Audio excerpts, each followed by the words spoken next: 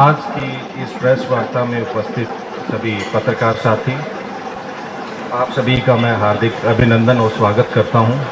साथियों, जैसा कि आप सभी जानते हैं, आज वोटर अधिकार यात्रा का 5वां दिन है और देश के सबसे लोकप्रिय नेता और लोकसभा में नेता प्रतिपक्ष श्री राहुल गांधी जी और बिहार विधानसभा में नेता प्रतिपक्ष श्री तेजस्वी यादव जी की अगुवाई में जो ये ऐतिहासिक यात्रा शुरू हुई है और जो इसका रिस्पॉन्स मिल रहा है वो अप्रत्याशित है, अभूतपूर्व है। ये वोटर अधिकार यात्रा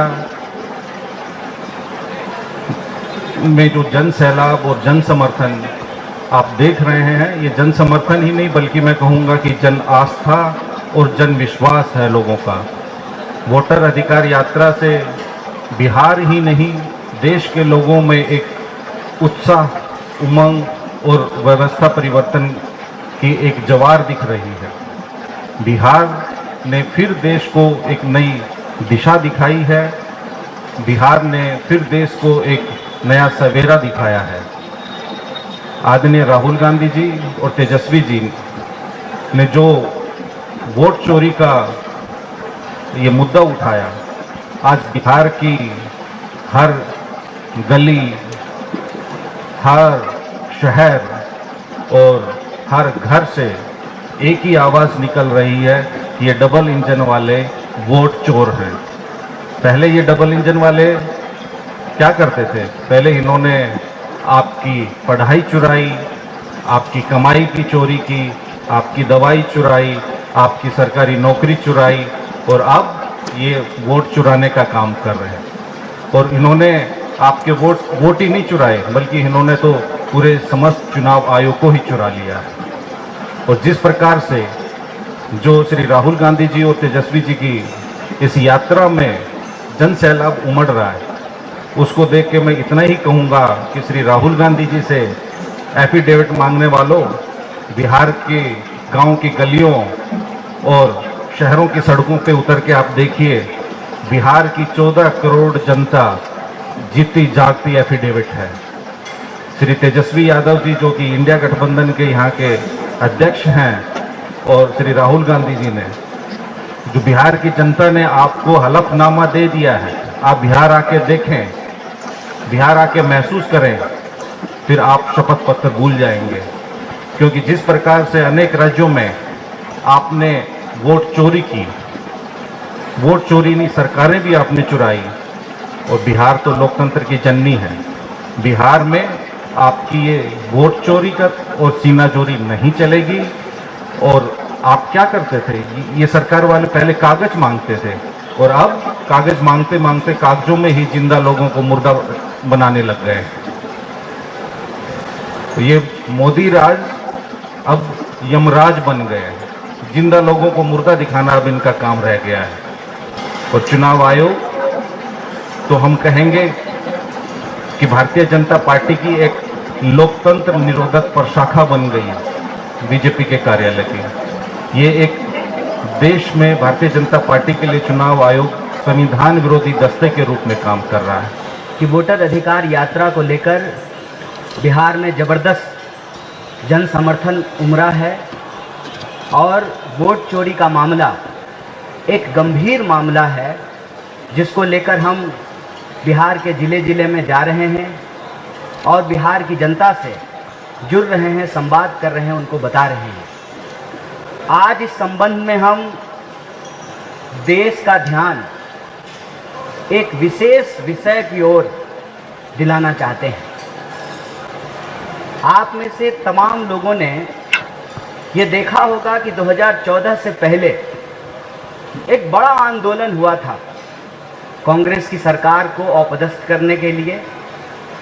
2G, 3G तमाम तरीके के आरोप कैग के एक अधिकारी, जो बाद में उन्होंने कहा कि यह तो राजनीतिक लाभ के लिए किया गया, और देश में एक माहौल बनाया गया कांग्रेस के खिलाफ। याद कीजिए कि उस दौरान किसी भी व्यक्ति के ऊपर UAPA लगाकर या PMLA कानून लगा करके किसी भी सांसद या विधायक को डराया धमकाया नहीं गया। विरोधियों के मुंह नहीं बंद कराए गए। लेकिन आज जब हम 2014 से लेकर के 2025 तक का भारत देखते हैं तो यह साफ साफ पता चलता है, और नेता प्रतिपक्ष ने कल इसको अपनी मुखर आवाज में जनता के सामने रखा कि देश में लोकतंत्र समाप्त करने वाले, लोकतंत्र संविधान की हत्या करने वाले और लोकतंत्र को बचाने वालों के बीच एक संघर्ष छिड़ चुका है, एक जंग छिड़ गई है कि 2014 के बाद अमित शाह जी के शब्दों में एक क्रोनोलॉजी इस देश में देखने को मिलती है। पहले विरोधियों को डराया गया, धमकाया गया, झूठे मुकदमे करके जेलों में डाला गया। फिर जो एमएलए और एमपी थे, ईडी और सीडी और सीबीआई के दम पे उनको अपने साथ मिलाने की कोशिश की गई और रिजॉर्ट का खेल शुरू हुआ। ऑपरेशन लोटस के नाम पर चुने हुए विधायकों को खरीद करके इस रिजॉर्ट से ले उठाते थे, उस रिजॉर्ट में पहुंचाते थे, चुनी हुई सरकारों को गिराया गया। मतलब पहले अमित शाह इस देश के एमएलए चुराते थे, फिर उनको लगा कि जब चुनाव आयोग हमारा ही है, ईडी अब हमारे कब्जे में है, सीबीआई हमारा तोता बन चुका है, तो स्वाभाविक रूप से उनको लगा कि करोड़ों रुपया एमएलए के ऊपर खर्च करने की जरूरत नहीं है।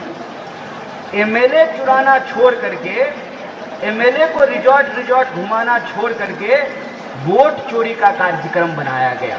क्रोनोलॉजी समझिए, पहले एमएलए चुराते थे, फिर वोट चुराना शुरू किया, और इन दोनों हथकंडों के बावजूद अब की बार 400 पार का नारा जब सफल नहीं हुआ तब वो एसआईआर लेकर के आए हैं। और एसआईआर का जब बिहार की धरती पे पुरजोर विरोध होना शुरू हुआ और लोगों ने कहा कि जो चुनाव आयोग कागज मांग रही है, पहले वो अपना कागज दिखाए, वोटर लिस्ट दे देश की जनता को और बताए कि वोटर लिस्ट में गड़बड़ी क्यों है, क्यों एक लोग का नाम 4 जगह पे है, क्यों जिंदा लोगों का नाम काट दिया गया है, क्यों जो है मरे हुए लोगों का नाम जोड़ दिया गया है, क्यों आधार कार्ड नहीं स्वीकार किया जा रहा है और आवासीय मांगा जा रहा है।